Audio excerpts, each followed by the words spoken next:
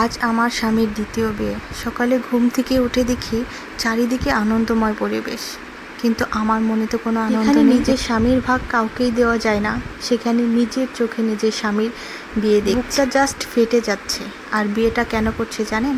আমার কোনো পুত্র সন্তান নেই, হয়নি বলে। আমার শুধু 2টা মেয়ে হয়েছে। তার বংশের প্রদীপ কে জ্বালাবে? মেয়েরা তো কখনো বংশের প্রদীপ জ্বালাতে পারে না।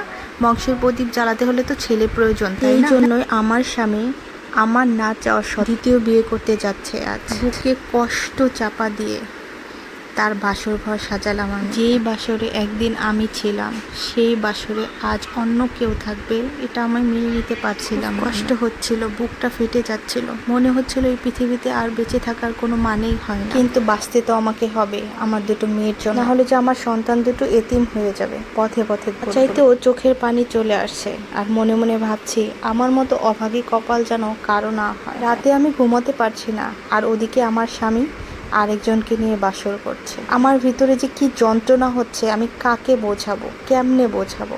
কেউ আমাকে বোঝে না। খুবই বড়লোক ঘরের মেয়ে আমি, বাপের খুব আহ্লাদি ছিলাম। শখ করে আমার শ্বশুর আমাকে ঘরে তুলে এনেছিল।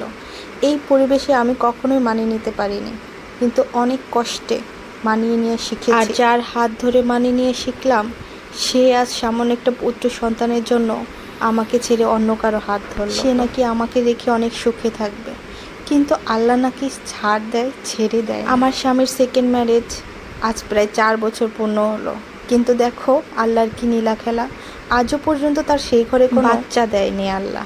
আর আমি আমার মেয়েদের নিয়ে আলহামদুলিল্লাহ অনেক অনেক অনেক সুখে আছি। আর আমার স্বপ্নগুলো যার হাত ধরে আমি বাড়িতে এসেছিলাম, সে ঠিকই পূরণ করতে পারেনি। আমার মেয়েরা আমার স্বপ্নগুলো এক এক করে পূরণ করছে। এই তো বেশি তো আছি, ভালোই তো আছি। আর এই ঘটনাটা ঘটেছে আমার এক চাচির সাথে। সে যখন ঘটনাটা বলছিল, অনবরত তার চোখ দিয়ে পানি পড়ছিল। এটা কোনো মিথ্যা ঘটনা না, এটা একদম আমার চোখে দেখা সত্য ঘটনা। আমার সেই চাচা আজও পর্যন্ত পুত্র সন্তানের মুখ দেখতে পারেনি, কিন্তু আমার সেই চাচি আলহামদুলিল্লাহ তার মেয়েদের নিয়ে অনেক অনেক অনেক সুখে শান্তিতে এক মেয়েকে বিয়েও দিয়েছে, তার ঘরে নাতিও হয়েছে, এবং অন্য মেয়েকে মানুষের মতো মানুষ করছে। আর ধিক্কার জানাই সেই সমস্ত মানুষদের যারা এই সমাজে পুত্র সন্তানের আশা, কত নারীর সুখের সংসার ভেঙেছে, তাদের মনের আশা ভেঙে চুরমার করে দিয়েছে। আজ এই পর্যন্তই। ভালো থাকবেন সবাই।